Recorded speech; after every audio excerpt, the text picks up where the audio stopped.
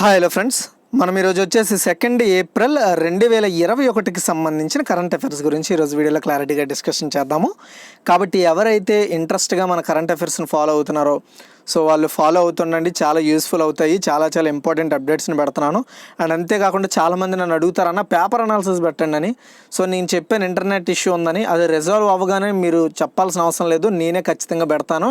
And timing కూడా మార్చేసి చాలా ఎర్లీగా పెట్టడానికి ప్రయత్నం అయితే చేస్తాను. ప్రజెంట్ నాకు ఇంటర్నెట్ ఇష్యూ ఉంది, అందుకే కరెంట్ అఫైర్స్ని కూడా నేను 8కి పెట్టాల్సింది 9కి అండ్ 8:30కి 10 కూడా పెట్టాల్సి వస్తుంది. అది అర్థం చేసుకోండి. ఖచ్చితంగా నేను పెడతాను, ఎందుకంటే మీకు ఇన్ఫర్మేషన్ ఇవ్వలేనందుకు నేను చాలా బాధపడుతున్నాను. సో ఎప్పటికప్పుడు నేను ట్రై చేస్తున్నా సరే నెట్ అవ్వకపోతే నేనేం చేయలేను, కాబట్టి ఖచ్చితంగా చేస్తాను. సో కొంచెం కూడా కాదు, నాకు తెలిసి ఇంకొక 1 డే ఆర్ 2 డేస్లో కంప్లీట్ అవుద్ది. చూద్దాం, ఓకేనా. సో ఈరోజు చాలా ఇంపార్టెంట్ అప్డేట్స్ ఉన్నాయి, వాటి గురించి చర్చిద్దాం. చూడండి, సో ఎవరికైతే 2021కి సంబంధించిన జనవరి, ఫిబ్రవరి, మార్చికి సంబంధించిన current affairs PDF with paper analysis కూడా కావాలనుకుంటారో వాళ్ళు ఇక్కడ మీరు కనబడుతున్నట్టయితే పర్ మంత్కి 20 రూపీస్ అండి, అంటే 3 మంత్స్కి 60 రూపీస్. అలా మీరు ఇక్కడ పైన కనబడుతున్న ఏదైతే ఫోన్పే ఆర్ గూగుల్ పే కూడా చేయొచ్చు ఈ నెంబర్కి. సో ఆ పంపిన స్క్రీన్ షాట్ తీసి కింద వాట్సాప్ నెంబర్కి పంపండి. ఇదే నెంబర్కి పంపుతున్నారు స్క్రీన్ షాట్, దానివల్ల యూజ్ ఉండదు. కింద కనబడుతున్న ఈ వాట్సాప్ నెంబర్కి మీరు స్క్రీన్ షాట్ పంపి మీకు ఏమంత కావాలో మెన్షన్ చేస్తే మీరు పంపిన 10 అవర్స్లోగా మీకు ఆ యొక్క సంబంధించిన లింక్స్ పంపడం జరుగుతుంది. సో కాబట్టి ప్రతి ఒక్కరు కూడా గుర్తుపెట్టుకోండి. చూడండి, మన ఫస్ట్ క్వశ్చన్, ఈ కింద వాటిలో కాంటాక్ట్లెస్ రూపే కార్డు ప్రారంభించినట్లు ఏ బ్యాంక్ ప్రకటించింది? సో ఆన్సర్ చూసుకున్నట్టయితే యూనియన్ బ్యాంక్ అండి, ఓకేనా, Union Bank. So branded contactless RuPay credit కార్డును ప్రారంభించినట్లు Union Bank of India, so భారత ప్రభుత్వ యాజమాన్యంలోని బ్యాంక్ అనమాట. ఇది హిందుస్థాన్ పెట్రోలియం కార్పొరేషన్ లిమిటెడ్తో కలిపి సో కాంటాక్ట్లెస్ రూపే క్రెడిట్ కార్డును ప్రకటించడం జరిగింది. సో ఇది ఎవరైతే హిందుస్థాన్ పెట్రోలియం కార్పొరేషన్ సంబంధించిన ఉద్యోగులు ఉన్నారో వాళ్ళకి బాగా ఉపయోగపడేది. సో మంచి నెట్వర్కింగ్ ప్రాసెస్ అని చెప్పాలి. అలాగే ఈ కార్డు యొక్క వినియోగదారులకు దేశవ్యాప్తంగా 18,000కు పైగా హెచ్పిసిఎల్ అవుట్లెట్లలో 500 రూపాయలు మరియు అంతకంటే ఎక్కువ విలువైన ఇంధన వ్యయంపై 4x క్యాష్ బ్యాక్ను సమానమైన 16x రివార్డ్ పాయింట్లు కూడా వస్తాయి దీని ద్వారా. తర్వాత సెకండ్ వన్ అండి, అమ్నీస్టీ ఇంటర్నేషనల్. అయితే ఈ అమ్నీస్టీ ఇంటర్నేషనల్ అనేది ఇది ఒక ఇంటర్నేషనల్ హ్యూమన్ రైట్స్ ఆర్గనైజేషన్ అనమాట. దీనికి కొత్త నాయకునిగా ఎవరు నియమించబడ్డారు? ఆన్సర్ చూసుకున్నట్టయితే అగ్నేస్ కల్మాట్. సో అగ్నేస్ కల్మాట్ అనే ఒక మహిళ, ఈమె ఒక యునైటెడ్ నేషన్స్కి సంబంధించిన ఒక జర్నలిస్టు. ఈవిడ సో సౌదీ జర్నలిస్ట్ జమాల్ బషోగ్గి హత్యపై ఐక్యరాజ్య సమితి దర్యాప్తుకు నాయకత్వం వహించిందనమాట ఈమె. సో ఈమె ప్రజెంట్ అగ్నేస్ ఇంటర్నేషనల్కు కొత్త నాయకునిగా నియమితులైంది. సెక్రటరీ జనరల్గా కాల్మాడ్కు 4 ఏళ్ళ పదవకాలం, అంటే ఈమె సెక్రటరీ జనరల్గా పనిచేస్తారనమాట. ఈ ఈ యొక్క ఏదైతే ఇప్పుడు మనం చెప్పుకున్న అమ్నెస్టీ ఇంటర్నేషనల్కి ఆమె సో చీఫ్ సెక్రటరీగా పనిచేస్తారనమాట 4 ఇయర్స్ పాటు. ఈ విషయాన్ని స్వయంగా ఈ యొక్క ఏదైతే అమ్నెస్టీ ఈ ఆర్గనైజేషన్ ఉందో ఇదే స్వయంగా ప్రకటించింది. ఫ్రెంచ్ మానవ హక్కుల నిపుణురాలు గల్మాడ్ గతంలో, అంటే ఈమె ఫ్రెంచ్కి సంబంధించిన మానవ హక్కుల నిపుణురాలు అనమాట. గతంలో ఈవిడ స్వేచ్ఛ ప్రసంగ సంస్థ ఆర్టికల్ 19కు నాయకత్వం వహించారు. అలాగే కొలంబియా విశ్వవిద్యాలయంలో గ్లోబల్ ఫ్రీడమ్ ఆఫ్ ఎక్స్ప్రెషన్ ప్రాజెక్ట్కు ఈమె డైరెక్షన్ వహించారు. అలాగే చట్టవిరుద్ధమైన సారాంశం లేదా ఏకపక్ష మరణశిక్షలపై యునైటెడ్ నేషన్స్ సంబంధించిన ఈమె ప్రత్యేక రిపోర్టర్గా పనిచేయడం జరిగింది. అలాగే ఇరాన్ జనరల్ కాసిం సొలైమానీని చంపేసిన విషయం తెలుసు కదా. సో యుఎస్ డ్రోన్ దాడిపై కూడా ఈమె దర్యాప్తు చేసిందనమాట. అది మీరు గుర్తుపెట్టుకోవాలి, చాలా important. Okay, and third one అండి, ఏ దేశం తన బహుళ జాతి వైమానిక దళ వ్యాయామం ఎస్ఎస్ మీట్ 2021ను ప్రకటించింది? ఆన్సర్ చూసుకున్నట్టయితే పాకిస్తాన్ అండి. చూడండి, పాకిస్తాన్ తన బహుళ జాతి అంటే కొన్ని దేశాలు పాల్గొనే ఒక సో ఎక్సర్సైజ్ అనమాట. ఇది వైమానిక దళం ఎస్ఎస్ మీట్ 2021ను ప్రకటించింది. కార్యాచరణ వైమానికుల, అంటే వీళ్ళకి సంబంధించిన ఏదైతే ఎయిర్ ఫోర్స్ స్థావరం ఉందో అక్కడి నుండి దీన్ని ప్రారంభించినట్లు ప్రకటించారు. పాకిస్తాన్ వైమానిక దళం అంటే పిఏఎఫ్, రాయల్ సౌదీ వైమానిక దళం ఆర్ఎస్ఏఎఫ్, యుఎస్ వైమానిక దళం యుఎస్ఏఎఫ్ పాల్గొంటాయి. బహ్రెయిన్, ఈజిప్ట్, జోర్డాన్ వైమానిక దళాలు వీటిని పరిశీలించడానికి పాల్గొంటాయి. ఓకేనా, గుర్తుపెట్టుకోండి. ఇందులో 3 ప్రధాన దేశాలకు సంబంధించిన వైమానిక దళాలు పార్టిసిపేట్ చేస్తాయి. తర్వాత ఫోర్త్ వన్, సమర్థవంతమైన 2 గ్రీన్ ఎనర్జీ పట్టణాలను సృష్టించిన దేశంలో మొదటి రాష్ట్రం ఏది? ఆన్సర్ చూసుకున్నట్టయితే బీహార్ అండి. రాజ్గిర్ అలాగే బోధ్ గయాలో 2 గ్రీన్ ఎనర్జీకి సంబంధించిన సమర్థవంతమైన పట్టణాలను కలిగి ఉన్న దేశం యొక్క మొట్టమొదటి రాష్ట్రంగా బీహార్ నిలిచింది. సో మనం చెప్పుకున్న గ్రీన్ ఎనర్జీ అంటే లైక్ సోలార్ అండ్ వాటర్ ద్వారా, సో ఎయిర్ ద్వారా ఏదైతే ఎనర్జీ ఉందో ఆ ఎనర్జీని పొందడానికి కావాల్సిన సదుపాయాలని 2023 కల్లా ఇందులో ఈ యొక్క 2 ప్రాంతాల్లో ఇంప్లిమెంట్ చేస్తారనమాట. దీనికోసం ఆల్రెడీ మన ఇండియాకి చెందిన సోలార్ ఎనర్జీ కార్పొరేషన్ ఆఫ్ ఇండియాతో వీళ్ళు భాగస్వామ్యం అవ్వడం కూడా జరిగిందనమాట బీహార్ గవర్నమెంట్. అయితే ఈ రాజ్గిర్ అలాగే బోధ్గయ తరువాత పాట్నాలో ఉన్న governor house, Patna high court, Bihar museum అలాగే ఈ సంబంధించిన బీహార్ విద్యాభవన్లో కూడా ఈ యొక్క సోలార్ ఎనర్జీ లేదంటే న్యాచురల్ ఎనర్జీని ఇంప్లిమెంటేషన్ చేస్తారనమాట. మెయిన్ ఏంటి అంటే వీళ్ళు సౌరశక్తి అంటే సోలార్ ఎనర్జీని వాడుకుంటూ సో వీళ్ళు పవర్ని జనరేట్ చేస్తారు. ఓకేనా. సో అలాంటి ప్రాంతాలుగా మొట్టమొదటిగా బీహార్లో ప్రకటించడం జరిగింది. ఆ ప్రాంతాలు వచ్చేసి మనము రాజ్గిర్ అలాగే బోధ్గయ ప్రాంతాలని ఫస్ట్ టైం బీహార్ స్టేటు సో గ్రీన్ ఎనర్జీగా ప్రకటించింది. అయితే solar energy corporation of India green ఎనర్జీని అందించడానికి మరియు వ్యవస్థను అభివృద్ధి చేయడానికి అంగీకరించింది. జూన్ 2023 నాటికి ఈ ప్రాజెక్టులు కంప్లీట్ అవుతాయి. తర్వాత పాట్నాలో వివిధ ప్రాంతాలను కూడా గ్రీన్ ఎనర్జీ కింద మారుస్తారు. తర్వాత 5th వన్, అత్యంత వేగంగా రోడ్డు నిర్మించిన వరల్డ్ రికార్డును ఏ దేశం సాధించింది? ఆన్సర్ చూసుకున్నట్టయితే మన ఇండియా అండి. సో అత్యంత వేగంగా రోడ్డు నిర్మించిన వరల్డ్ రికార్డును ఇండియా పేరిట నమోదైందని సో మన దేశానికి చెందిన కేంద్ర మంత్రి నితిన్ గడ్కరీ అంటే సో కేంద్ర రహదారుల శాఖ మంత్రి అయిన నితిన్ గడ్కరీ గారు ఈరోజు వెల్లడించారు. మార్చిలో ఇలా 3 వరల్డ్ రికార్డులు కూడా నమోదు చేసినట్లు ఆయన ప్రకటించారు. అయితే కేవలం 24 అవర్స్లో 2.5 km అంటే 4 లేన్ల రోడ్లో నిర్మించినట్లు చెప్పారు. అంతేకాకుండా 24 గంటల్లో 25 కిలోమీటర్ల 1 లేన్ రహదారిని షోలాపూర్, బేజాపూర్ మధ్య నిర్మించినట్లు ఆయన ప్రకటించడం జరిగింది. అలాగే ఫిబ్రవరి 1, 2021 ఉదయం 8 గంటలకు స్టార్ట్ చేసి 2.5 కిలోమీటర్లకు సంబంధించిన 4 లేన్ల రోడ్లను ఫిబ్రవరి 2వ తారీఖు 8 గంటలకల్లా కంప్లీట్ చేసి వరల్డ్ రికార్డ్ కంప్లీట్ చేశారనమాట. ఇది పటేల్ ఇన్ఫ్రాస్ట్రక్చర్ వాళ్ళు డెవలప్ చేశారు ఈ రోడ్ని. ఇది నేషనల్ హైవే అథారిటీ ఆఫ్ ఇండియాకి చెందిన కాంట్రాక్టర్ అనమాట ఈ పటేల్ ఇన్ఫ్రాస్ట్రక్చర్ అనేది. అయితే 2020-21 సంవత్సరంలో రోడ్డు రవాణా మంత్రిత్వ శాఖ మొత్తం 13,394 కిలోమీటర్ల పొడవైన రహదారులను నిర్మించింది. ఓకే, చాలా ఇంపార్టెంట్ ఇది కూడా. తర్వాత 6th వన్, మగవాళ్ళకు పేరెంటల్ సెలవుల విధానం ఫ్యామిలీ బాండ్ను ప్రకటించిన సంస్థ ఇది. చాలా ఇంపార్టెంట్ అవ్వచ్చు ఇది. ఆన్సర్ చూసుకున్నట్లయితే వోల్వో ఇండియా.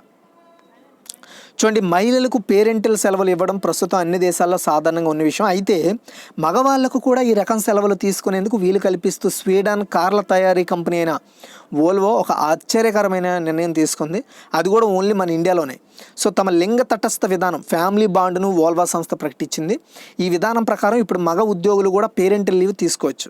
ఈ నిర్ణయం భారతదేశంలోని మగ ఉద్యోగులకు మొత్తం జీతంలో 80% చొప్పున 24 వారాలు అంటే 120 పని దినాలు పేరెంటల్ సెలవులు పొందడానికి వీలు కనిపిస్తుంది అనమాట. అంటే వాళ్ళు పనిచేసే మొత్తం రోజుల్లో 120 దినాలు వాళ్ళు సెలవు తీసుకోవచ్చు. ప్రసూతి ప్రయోజన సవరణ చట్టం 2017 ప్రకారం ప్రసూతి ప్రయోజన సవరణ చట్టం ప్రకారం మహిళా ఉద్యోగులు 26 వారాల పూర్తి చెల్లింపు ప్రసూతి సెలవులను తీసుకోవచ్చు. సో అదే విధమైన వోల్వో కారు ఇప్పుడు 24 వీక్స్కి మగవాళ్ళకు కూడా ప్రకటించింది. చాలా మంచి విషయం కదా, గుర్తుపెట్టుకోండి. తర్వాత 7th వన్, రికార్డు సమయంలో పూర్తి చేసిన లక్నోలో టెడీ పులియో ఫ్లైఓవర్ని ఎవరు ప్రారంభించారు? రికార్డు సమయంలో డెవలప్ చేశారు దీన్ని. ఆన్సర్ చూసుకున్నట్లయితే శ్రీ రాజ్నాథ్ సింగ్ అండి. మన దేశానికి రక్షణ మంత్రి అయిన రాజ్నాథ్ సింగ్ ఈరోజు లక్నోలో టెడీ పులియో ఫ్లైఓవర్ను స్టార్ట్ చేశారు. అంతేకాకుండా కోవిడ్-19 మహమ్మారి ఉన్నప్పటికీ ఈ ప్రాజెక్టు నిర్మాణం రికార్డు స్థాయిలో పూర్తయిందని ఆయన చెప్పారు.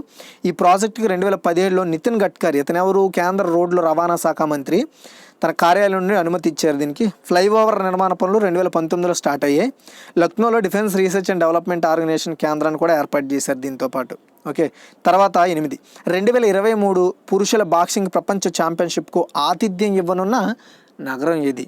ఆన్సర్ చూసుకున్నట్టయితే చాలా ఇంపార్టెంట్, తాష్కెంట్. సో తాష్కెంట్ అనేది ఉజ్బెకిస్తాన్ యొక్క రాజధాని. ఇక్కడ 2023 పురుషుల బాక్సింగ్ ప్రపంచ ఛాంపియన్షిప్కు ఆతిథ్యం ఇవ్వనున్నట్లు అంతర్జాతీయ బాక్సింగ్ అసోసియేషన్ ఈరోజు AIBA అంటే ఈ యొక్క ఇంటర్నేషనల్ బాక్సింగ్ అసోసియేషన్ యొక్క అధ్యక్షుడు ఉమర్ క్రెమ్లో ఒక ప్రకటనలో అనౌన్స్ చేశారు. అయితే AIBA ఒక డైరెక్టర్ల బోర్డు ఈ చర్యకు అనుకూలంగా ఓటు వేసిన తర్వాత తాష్కెంట్లో ఈ యొక్క 2023కి సంబంధించిన పురుషుల బాక్సింగ్ ప్రపంచ ఛాంపియన్షిప్ నిర్వహించాలని ఫిక్స్ అయ్యారు. తర్వాత 9, ప్రపంచ మూగవ్యాధి అవగాహన దినోత్సవం ఎప్పుడు జరుపుకుంటారు? సో దీన్ని అంటే మ్యూట్ అని అనకూడదు, దీనికి ఒక పేరు ఉంది, అదే అటిజం అంటారనమాట. ఏప్రిల్ 2న జరుపుకుంటారు. ప్రపంచ అటిజం అంటే మ్యూగ వ్యాధి అనమాట. అటిజం అంటే మోగ వ్యాధి. సో ప్రపంచ అటిజం అవగాహన దినోత్సవం ప్రతి సంవత్సరం ఏప్రిల్ 2న అంతర్జాతీయంగా పాటిస్తారు. అటిజం అనేది అంతేకాకుండా ఆస్పెర్గర్ సిండ్రోమ్తో సహా అటిస్టిక్ స్పెక్ట్రమ్ రుగ్మతులతో అంటే ఈ ఇబ్బందులతో నివసించే ఎవరైతే వ్యక్తులు ఉంటారో వాళ్ళ గురించి సో అవగాహన పెంచడానికి ఐక్యరాజ్య సమితి సభ్య దేశాలు ఏవైతే ఉంటాయో అవి ప్రోత్సహిస్తాయి అన్నమాట. ఈ రోజుని ప్రపంచ అటిజం దినోత్సవాన్ని జరుపుకునే తీర్మానాన్ని ఐక్యరాజ్య సమితి సర్వసభ్య సమావేశం నవంబర్ 1, 2007న ఆమోదించింది. అయితే ఈ డేని సెలబ్రేట్ చేసుకోవడం డిసెంబర్ 18న దీనికి ఆమోదం తెలిపింది. అయితే ప్రతి సంవత్సరం కూడా ఏప్రిల్ 2న సెలబ్రేట్ చేసుకోవాలని డిసెంబర్ 18న ఆమోదం తెలిపారు. ఓకేనా, సో అది గుర్తుపెట్టుకోండి.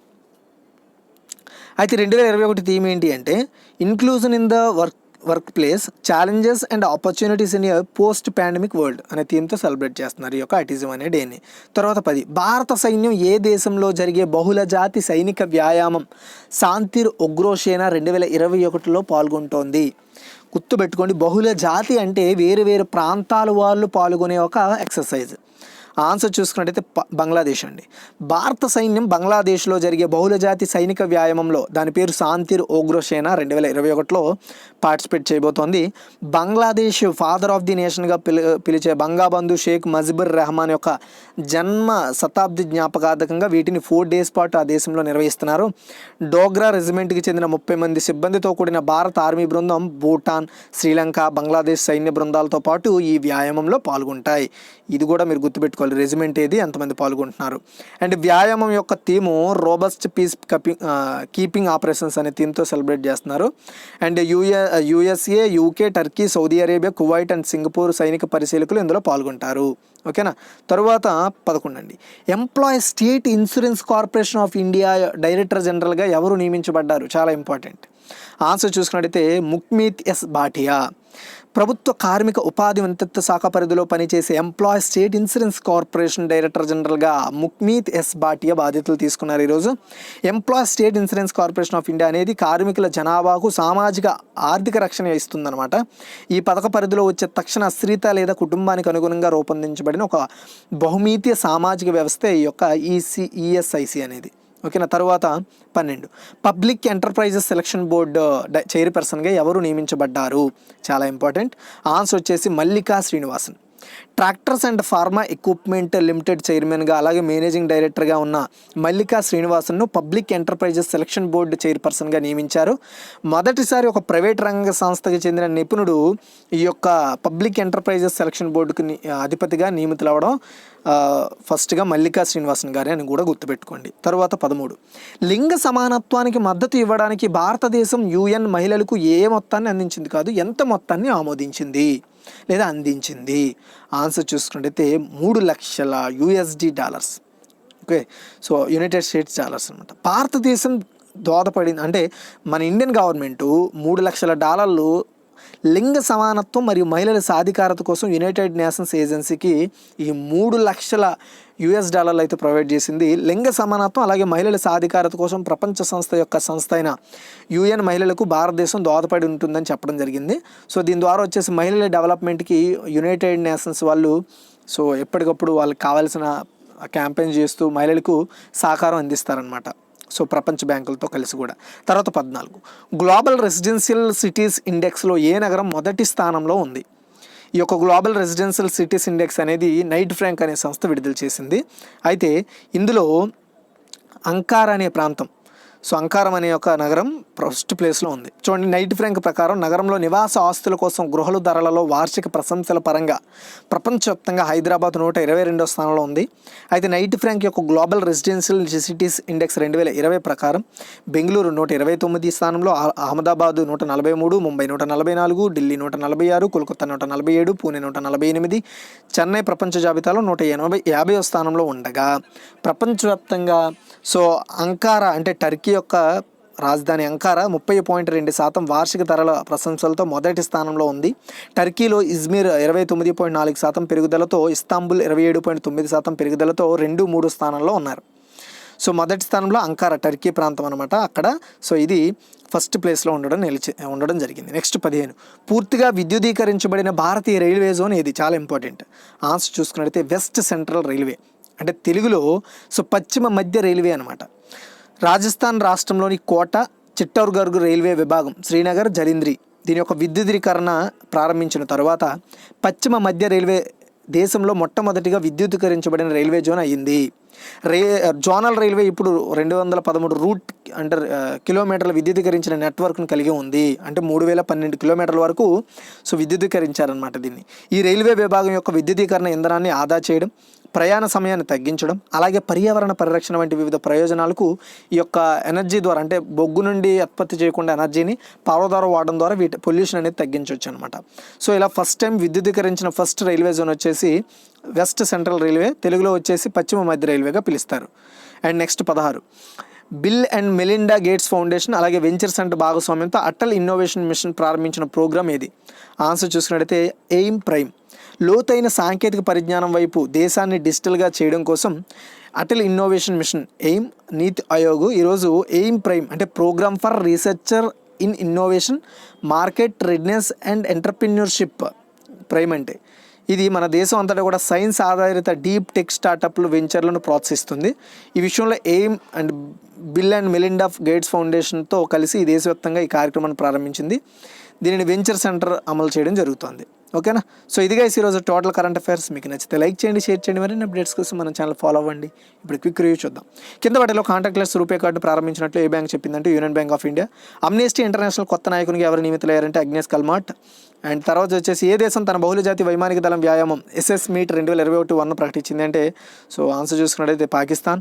తర్వాత వచ్చేసి సమర్థవంతమైన 2 గ్రీన్ ఎనర్జీ పట్టణాలు సృష్టించిన దేశంలో మొదటి రాష్ట్రం ఏంటి అంటే బీహార్. సో అత్యంత వేగంగా రోడ్డు నిర్మించిన వరల్డ్ రికార్డుని ఏ దేశం సాధించిందంటే మన ఇండియా. తర్వాత వచ్చేసి మగవాళ్ళకు పేరెంట్ సెలవుల విధానం ఫ్యామిలీ బాండ్ను ప్రకటించిన సంస్థ ఏదంటే వోల్వో ఇండియా. తర్వాత రికార్డు సమయంలో పూర్తి చేసిన లక్నోలో టెడీ పులియా ఫ్లైఓవర్ని ఎవరు ప్రారంభించారంటే శ్రీ రాజ్నాథ్ సింగ్. అలాగే 2023 పురుషుల బాక్సింగ్ ప్రపంచ ఛాంపియన్షిప్ ఆతిథ్యం ఇవ్వనున్న నగరం ఏంది అంటే ఆన్సర్ చూసుకున్నట్టయితే సో తాస్కెంట్. అలాగే ప్రపంచ మూగివ్యాధి అవగాహన దినోత్సవాన్ని ఎప్పుడు జరుపుకుంటారంటే ఏప్రిల్ 2. అండ్ భారత సైన్యం ఏ దేశంలో జరిగే బహుళజాతి సైనిక వ్యాయామం శాంతి ఉగ్రసేన 2021లో పాల్గొంటుందంటే బంగ్లాదేశ్. అలాగే so employees state insurance corporation of India director జనరల్గా ఎవరు నియమించబడ్డారంటే ముఖ్మిత్ S భాటియా. తర్వాత వచ్చేసి పబ్లిక్ ఎంటర్ప్రైజెస్ సెలక్షన్ బోర్డు చైర్పర్సన్గా ఎవరు నియమితులయ్యారంటే మల్లికా శ్రీనివాసన్. లింగ సమానత్వానికి మద్దతు ఇవ్వడానికి భారతదేశం యునైటెడ్ మహిళలపై ఎంత మొత్తాన్ని అందించిందంటే $3 లక్షల అనమాట. గ్లోబల్ రెసిడెన్షియల్ సిటీస్ ఇండెక్స్లో ఏ నగరం మొదటి స్థానంలో ఉంది అంటే చాలా ఇంపార్టెంట్ ఆన్సర్ వచ్చేసి అంకారా. తరువాత పూర్తిగా విద్యుదీకరించబడిన భారతీయ రైల్వే జోన్ ఏంది అంటే west central railway. And Bill and Melinda Gates foundation and venture centre భాగస్వామ్యంతో అటల్ ఇన్నోవేషన్ ప్రారంభించిన ప్రోగ్రామ్ ఏంది అంటే ఎయిమ్ ప్రైమ్. అలాగే మనం నెక్స్ట్ ఇదిగా ఈరోజు టోటల్ కరెంట్ అఫైర్స్. మీకు నచ్చితే లైక్ చేసి షేర్ చేసి మరిన్ని అప్డేట్స్ కోసం మన ఛానల్ ఫాలో అవ్వండి. Thanks for watching guys.